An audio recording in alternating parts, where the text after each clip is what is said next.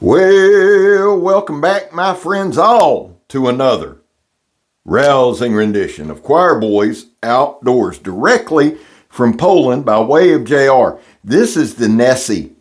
It's a tank, dude. It is a tank. Now, I couldn't find any reviews on YouTube of this particular knife or the company, so I'm probably going to butcher some things pronunciation-wise. I apologize for that. The name, the maker is, I believe it's Sliwkosky. I keep saying that. It's Sliwkosky. It's Sliwkosky.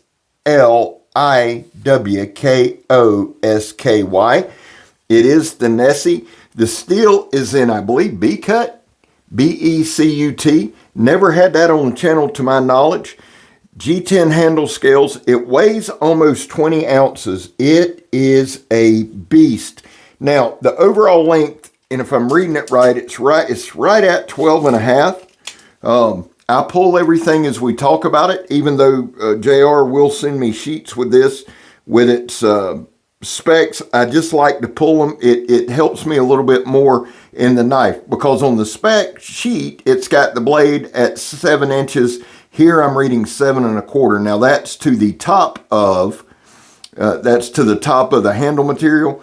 It's got about 6 3/4 on a cutting edge. I don't know if this is a compound grind. It almost looks like it is, like 2 grinds married, but I'm not sure. The bevel seems to be the same all the way up, but there still might be. I don't know if it's a hollow at the bottom and say a flat at the top. I'm not sure. I'll do a little research on that for you. The blade thickness. The blade thickness on this thing, because son, it is a truck, is right at 1/4 inch. But you know, for a bigger knife, for a bulkier knife, it feels amazing in hand. Your handle scales, the actual G10, are right at 5 3/8. The inner grip, which for me is insanely important, is 4 inches on the nose. It has a rounded pommel, which I love, because that'll give you at least another solid 1/2 inch if you need to wrap your fingers to the bottom to get a little more leverage for chopping. The blade width at its widest point is 1 3/4 inches, so it's pretty damn slicey. It's got a reinforced tip. This thing is built like a truck. I can't say enough about the overall construction. If I had to nitpick it, I would have liked to seen a little more sharpness. Now, this sandblast hose here is some of the thickest sandblast hose I've ever had on the channel. The inner diameter is 1 inch, okay? 1 inch inner diameter of the tube, but it's 4-ply. So the toughest part of it is cutting through it, and I think you've been able to see it in the past few weeks how difficult it can be. The knife handled it well. It handled what it needed to. I would say it has a very, very, very, very good working edge. It just doesn't have like that hair-popping wicked sharp, okay? I'm going to sharpen it up or hone it up a little bit. Just check it out some, because I enjoyed the knife that much. Kirk was actually a really big fan of it too. It just feels good in hand. The balance point is right there above the handle scales. It's one of those where it's so perfectly balanced that it's hard to just dial it in by using your finger. You know what I'm saying? I know you guys know that I don't do anything scientific, but finding that halfway point, finding that balance point, I always enjoy doing. The handle thickness is 3/4, okay? You have a nice little pommel at the bottom. You have a nice little guard at the top. To me, this knife right here, this is one of those do-all camp knives. You could almost call it, I'm going to stop short of a combat utility style, but it's just a hell of a camp knife. I mean, I cannot imagine many tasks that you wouldn't be able to do. It sliced up our air potatoes pretty well. It handled some light chopping really well. We did some heavier batoning, which I'm not a huge fan of, but I wanted just to see, because I've never done this company before. And again, to the maker, man, I am sorry. I will get the last name down right, and it does matter. It really does matter when you have like a individual maker. It matters. You want to get their name out there, and you want to help them do that the best you can. And again, it's spelled Sliwkosky. They're out of Poland. You can check them out online. But this thing handles really, really, really well. Did some light chopping, and then when I do things differently, might look like the same stuff, but I do things a little bit differently when we have a knife we've never had on before. This right here, just kind of holding a limb, chopping, and then we'll do just like removing some bark. It's a simple thing, but it gives me an idea of control, right? Does it land in the same spots? I'm not trying to go out of my shoes to hit it right there. Just a couple of quick pop chops, not much to it, and some quick shavings. It just gives me a better idea of the knife working. That's all. I've left every single thing in this one. Sometimes I'll go through if we got just too much footage and whittle it out. This one, there's some things I wanted to leave in. This one in particular, and I told Kirk before I ever started down this batoning path, because that's about a 4.5 inch diameter limb. It just is, but it's half dried out. And really, truly, honestly, if you'll see me stop there, we were listening to that thing crack.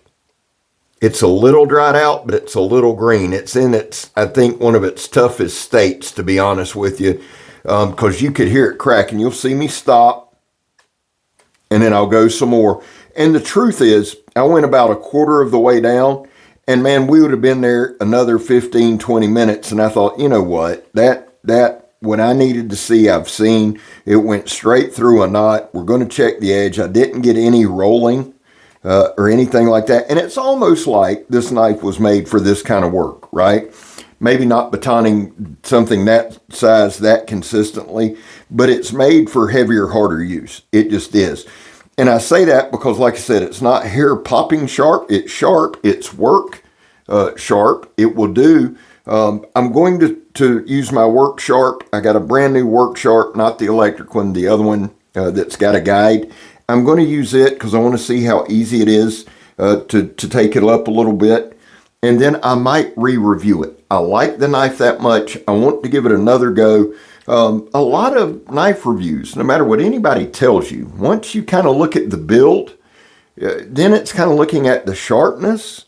We look at all kind of things and wrap it in, but if you have a sharp knife, it gives it a much better idea.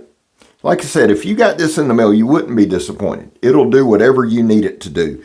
But having done so many knives at this point, I'm a little more particular. We're going to be a little more particular this year. Nothing wrong with it. Now right here, see what I'm saying there? How the shape of the blade, see the shape of the blade there? The indentation, it's almost tracker-esque. That's why I'm thinking it might be married, but it's hard to tell just with a naked eye looking at both sides, looking at the grinds. Usually when you have a compound grind, you can tell. This, I'll find out for us on. It's got a slight sharpening choil at the bottom. And again, the G10 just feels good, man.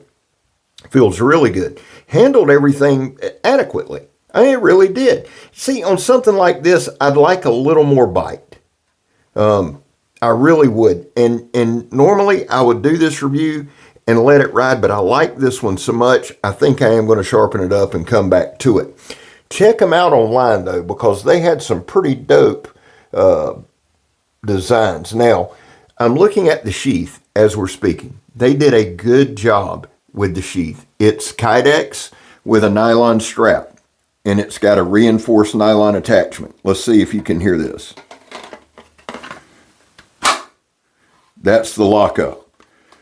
Then it's got a nice little place you can put your thumb. Again, good lockup. Now I know you can't see it. I'm just giving it a couple quick shakes. I'm in the studio doing the review, but I'm doing it some shakes. In there pretty damn tight, to be honest with you. This one is brand new and straight out of the box. It's overall, we always come down on this channel, would you carry it? I don't rate them. I don't have a numbering system. I'm a little too scattered for that. Would I carry it? Hell yeah, I like this. But see, I like bigger knives. I like heavier knives. I like a knife, a belt knife for camping and being in the woods that I can go bang and I can play with and I can get things done and I can start a fire. If I have to, good Lord, yes, I can defend myself with it if I needed to. I haven't had to do that yet. I might one day in the woods running across a meth crafter. I hope not, but we might, and if I needed to, I could. Overall, adore the knife. The positives, the handle is comfortable in hand. It's built like a tank, very well constructed, and fit and finish was excellent. Slight drawback, the sharpness. I'd like to see it a little sharper. I'm not going to beat it to death, but that's just where I'm at on it. Finally, guys, we need to jump into this part because it is important. There was a time in this country where 22 veterans a day took their own lives. Now, stats are everywhere. We're coming out of the weekend. The number's actually between 29 and 35. That's why here on this channel, we focus on the number 0. And vets, all that means in this world is this: we love you. Man, you have a place here. You're welcome here. Guys, I'm back to blue. How you doing, Scab? Well, I don't break the damn law. Now, listen, people have said, well, back to blue till it happens to you. Okay, all right. Well, it's happened to me when it's happened to you. I promise you, most of you. Some of you are just crooks. You can look at me and tell. It's my thing. I don't shove it down your throat. Not going to. Finally, if you are an addict, and I am, never quit quitting. Well, I'm Scab. You're not. Man, I've enjoyed this one. This is the Nessie, straight out of Poland. I'm gone, son.